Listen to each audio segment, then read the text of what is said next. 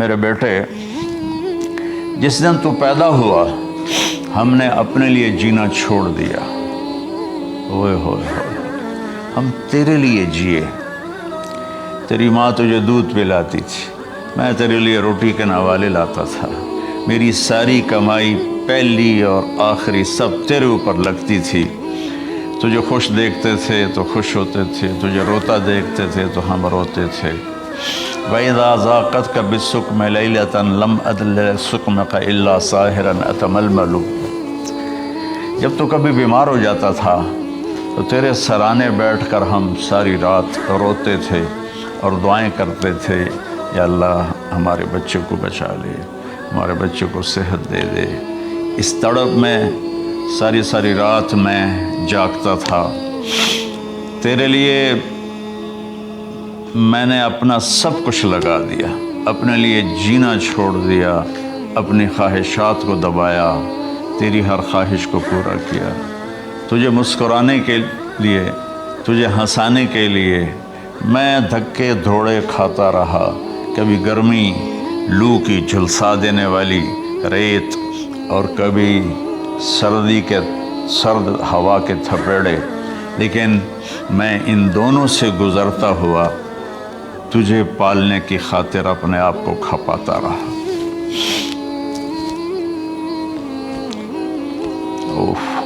فلما بلغت السن والغایۃ التی الیہ مدی ما فیک کنت اؤمل۔ بیٹا، میں نے اپنے ہڈیوں کا رس بھی تیرے اندر ڈال دیا، صرف کمائی نہیں، میں نے اپنے ہڈیوں کا رس تیرے اندر ڈالا۔ میں نے جو کچھ تھا تیرے اوپر قربان کیا۔ تجھے مسکراتا دیکھ کر میں اپنے غم بھولتا تھا، تجھے ہنستا دیکھ کر مجھے دکھ بھول جاتے تھے، اور پھر آہستہ آہستہ آہستہ میری ہڈیوں کا گودا، میری کمائی تیرے اندر گئی، اور تو ایک خوبصورت درخت کی طرح بڑھتا چلا گیا، بڑھتا چلا گیا، بڑھتا چلا گیا، بڑھتا چلا گیا، اور میری بڑھاپے نے کمر جھکا دی اور میں جھکتا چلا گیا، جھکتا چلا گیا۔ میرا خیال تھا کہ جیسے میں اس کی انگلی پکڑ کے چلتا تھا، اب میری باری ہے، یہ میری انگلی پکڑ کے چلے گا۔ جیسے میں اسے سینے سے لگاتا تھا، پیار کرتا تھا، جھولے جھلاتا تھا، باغ میں لے جاتا تھا، یہ ساری اس کی تعبیرات کے اندر داخل ہیں، الفاظ میں نہیں ہیں۔ تو مجھے خیال آتا تھا جب میں بوڑھا ہو جاؤں گا نا تو میرا بیٹا بھی مجھے ایسے ہی لے کے پھرے گا، میرا بیٹا بھی میری سنے گا۔ یہ 100 دفعہ پوچھتا تھا یہ کیا ہے، اور میں ہر دفعہ جواب دیتا تھا یہ ہے۔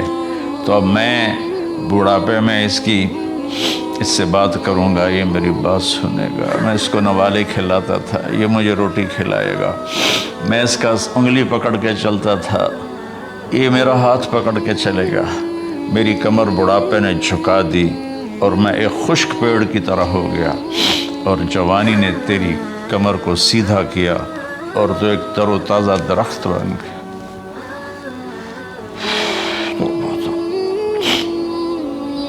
تو مجھے خیال آیا کہ میں نے 20 سال اس بچے کو پالا ہے، ابھی اپنی ماں اور باپ کو دیکھے گا، لیکن ایک دم اچانک کیا ہوا؟ فلما بلغت السن والغایۃ التی الیہا مدی ما فیک کنت اؤمل۔ جب تو اس عمر کو پہنچا جس میں ہماری امیدیں تیرے ساتھ لگ گئیں، ہمیں بڑھاپے نے بے آسرا کر دیا، اور تیری جوانی نے تجھے ہمت دے دی، تب ہمارا خیال آیا کہ اب یہ ہمارے ساتھ وہی کرے گا جو ہم نے اس کے ساتھ کیا۔ لیکن کیا ہوا؟ جعلت جزائی غلظۃ وفظاظۃ کأنک انت المنعم المتفضل۔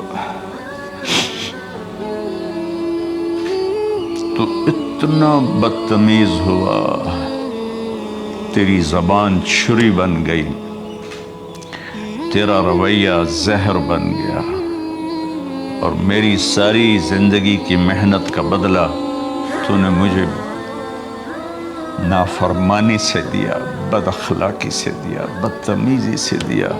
میں حیرت بھری نظروں سے تجھے دیکھتا رہا اور میں اپنی پچھلی 20 سالہ زندگی کو جھٹلاتا رہا کہ میرے خیال میں اس کا نوکر ہوں اور یہ میرا مالک، میں اس کا باپ نہیں، میں اس کا نوکر ہوں، کیونکہ ماں باپ کے ساتھ ایسا کوئی نہیں کرتا ہے، یہ میرا مالک ہے اور میں اس کا نوکر ہوں، اس لیے مجھے ڈانٹ رہا ہے۔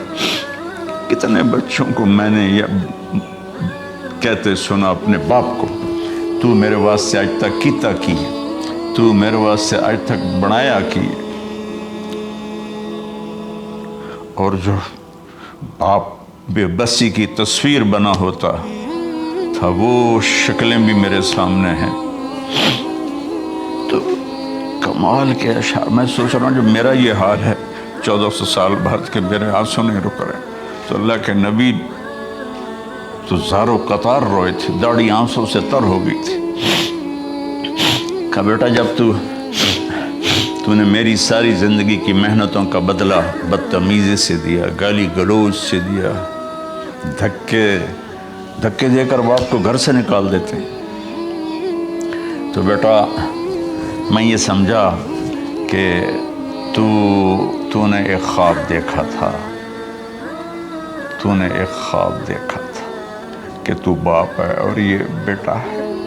اصل حقیقت یہ ہے کہ یہ مالک ہے اور میں نوکر ہوں۔ پھر آگے کہتا فَلَيْتَكَ إِن لَّمْ تَرَ حَقَّ أُبُوَّتِي فَعَلْتَ كَمَا الْجَارُ الْمُجَاوِرُ يَفْعَلُ۔ اچھا چلو بیٹا، تو نے مجھے باپ تو نہ سمجھا، چلو ایک پڑوسی سمجھ لو۔ عرب میں پڑوسی کا بہت خیال کیا جاتا تھا، اور یہ عرب کی شان تھی کہ اپنے پڑوسی کو وہ عزت دیتے تھے جو اپنے گھر میں ایک دوسرے کو عزت دیتے تھے۔ تو اس نے پھر اس کی طرف اشارہ کیا کہ اگر میں تیرا باپ نہیں ہوں، تیرے رویوں کو دیکھ کر تو یہی لگتا ہے کہ میں تیرا نوکر ہوں، تو میرا مالک ہے، تو چلو اتنا تو کر دے جتنا ایک پڑوسی کے ساتھ کرتا ہے۔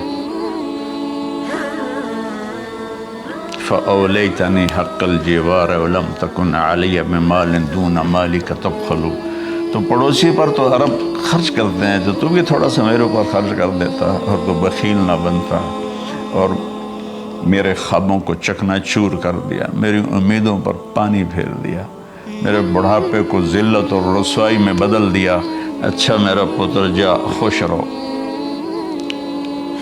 ماں باپ کہاں بد دعائیں کرتے ہیں؟ تو میرے نبی کی آنکھوں سے آنسو، یہ ساری داڑھی تر ہو گئی، تو آپ نے اس کے بچے کو گریبان سے پکڑا اور جھٹکا دے کر دھکا دے کر دفع ہو جا، انت و مالک لابیک، تو اور تیرا سب کچھ تیرے باپ کا ہے۔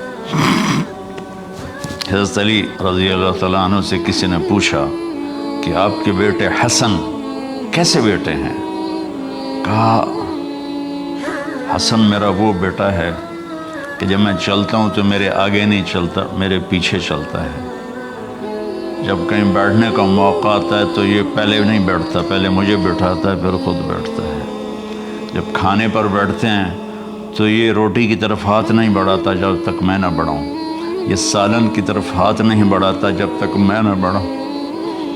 میں کمرے میں ہوں تو یہ چھت پہ نہیں چڑھتا کہ میرے باپ کی بے ادبی ہو جائے گی۔ میں حالانکہ چھت پہ چڑھنا ضرورت کے لیے ہوتا ہے، لیکن قربان جائیں اہل بیت کے ایسے ہی اخلاق ہوتے ہیں، آل رسول ایسے ہی ہوتے ہیں۔ میرے عزیزوں نوجوانوں سے کہہ رہا ہوں جن کے والدین زندہ ہیں، ہم تو محروم ہو گئے، وہ قبروں میں چلے گئے، لیکن میں اتنا مصروف رہتا ہوں۔ اب یہ کرونا کی وجہ سے گھر میں بیٹھے ہوئے ہیں، یعنی میری زندگی ایسے پہیے کی طرح گھومی ہے، اور پھر دل کی تکلیف، پھر اس کے ساتھ سر کا درد شدید۔ اس کے باوجود میں روزانہ 10 نفل اپنے باپ کے لیے پڑھتا ہوں، 10 نفل اپنی ماں کے لیے پڑھتا ہوں، اور 4 نفل اپنی خالہ کے لیے پڑھتا ہوں، کہ ساری زندگی سجدوں میں سر رکھ کے اس کا ثواب ماں باپ کو پہنچاؤں، تو ماں باپ کا حق ادا نہیں ہو سکتا۔